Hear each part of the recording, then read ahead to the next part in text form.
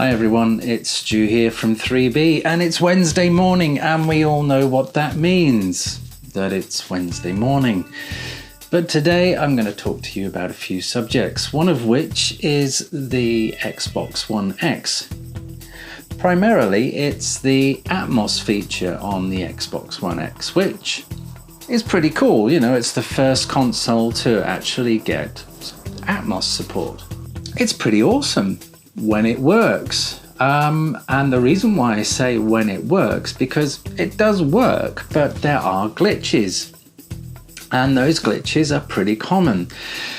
So common, in fact, that I've got used to the fact that when I'm using the Xbox One X to play an Atmos movie, whether that's on Netflix or whether I'm playing an Xbox game that supports Atmos, there are pops and clicks and dropouts.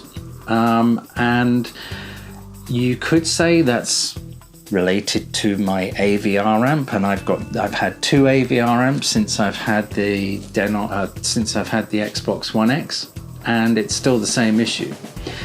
And it's pretty consistent. And it's been that way since I've had the Xbox One X. It seems they've sorted out the problem where there was where it would just lose audio completely, but that seems to be solved.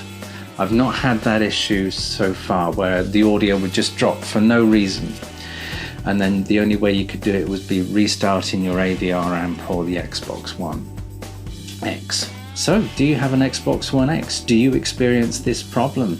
Have you figured out a fix? If so, let me know. And don't forget to subscribe, don't forget to click the bell, don't forget to do a little song and dance. That always helps. We're going to be doing more videos, more to come.